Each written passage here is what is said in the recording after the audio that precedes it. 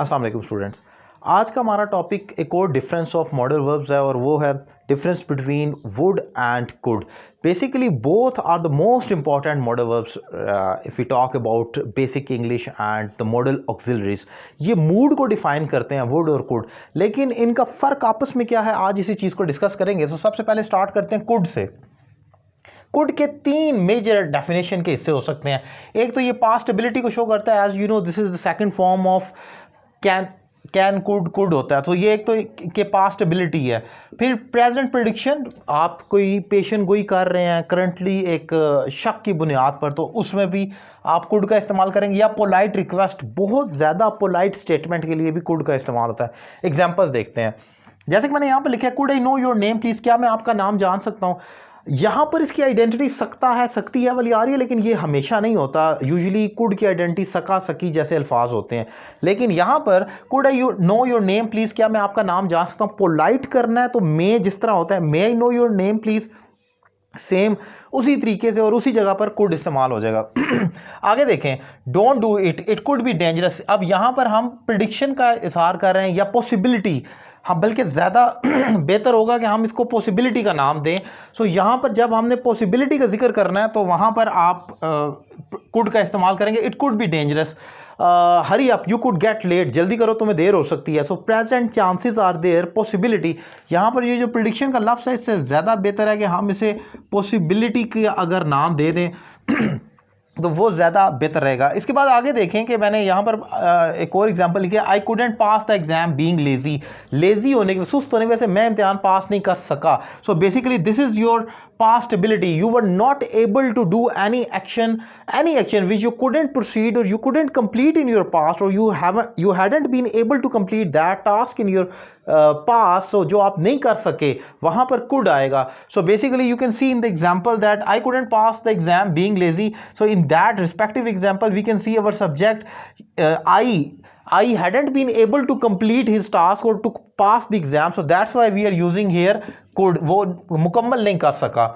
Then आगे देखते हैं हम वुड जो है, वुड की जो मेजर डेफिनेशन है वो तो ये कि ये फ्यूचर डिजायर है और पास्ट हैबिट है। दो हिस्सों में मेजर इस्तेमाल है इसका।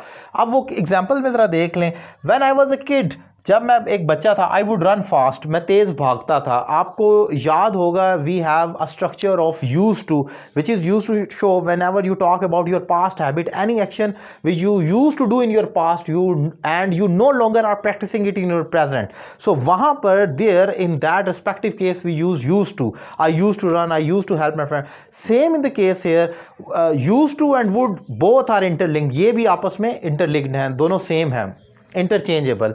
अब जो दूसरी एग्जांपल है, आपने फ्यूचर डिजायर या प्रेफरेंस के इस्तेहार के लिए, when you are basically preferring one action over other, there for preference, for emphasizing और योर प्रेफरेंस, आप अपनी एक प्रेफरेंस की उर्दू क्या कह सकते हैं, तरजीह के लिए, जब आपने तरजीह देनी है एक एक्शन को दूसरे पर, तो वुड का इस्तेमाल वहां पर भी कर सकते हैं। I would rather eat rice than chicken, मैं राइस खाना पसंद करूंगा चिकन के बजाय। तो या मैं खाली इतना भी कहता हूं, आई would rather eat chicken, I would rather go out या आई वुड गो आउट, दोनों सूरतों में मतलब फ्यूचर डिजायर की जब बात होगी सो वहां पर हम इसको वुड का इस्तेमाल करेंगे। सो मैं एक लेआउट फटाफट आपको उसको दे दूं कि क्विकली क्या है। Could is basically whenever we talk about our past ability और प्रेजेंट पॉसिबिलिटी और polite request, there we use could and the chances are there कि वो interlink है, एक जैसा ही इस्तेमाल होता है। and if we talk about would, so would is used basically for your past habit, which any action which you used to do in your past but no longer you are practicing it in your present, so there you will use would. On the other hand, if you are talking about your future desire, any desire which you have in your heart and you want to complete it in your future, so there you will use would. So basically ये would और could का एक mixture है, जो इसका मैंने इन दोनों को सेपरेटली भी डिफाइन किया हुआ है। ये कंडीशनल सेंटेंसेस में भी आते हैं, ये दीगर स्ट्रक्चर्स का भी हिस्सा है, लेकिन यहां पर मैंने इसको प्रिसाइज किया है, आमने सामने रखकर छोटा करके डिफाइन करने की कोशिश की। अगर ये लेक्चर आपको अच्छा लगा है और आप मेरे दीगर मॉडल वर्ब से रिलेटेड वीडियो लेक्चर्स देखना चाह रहे हैं तो मेरा YouTube channel Syed Ali Raza Kazmi subscribe करें और मुझसे 1-to-1 क्लास लेने के लिए नंबर आपकी स्क्रीन पर मौजूद है। आप कॉल करें, एक रीज़नेबल फ़ी पे करें और घर बैठे ऑनलाइन कोर्स का आगाज़ करें।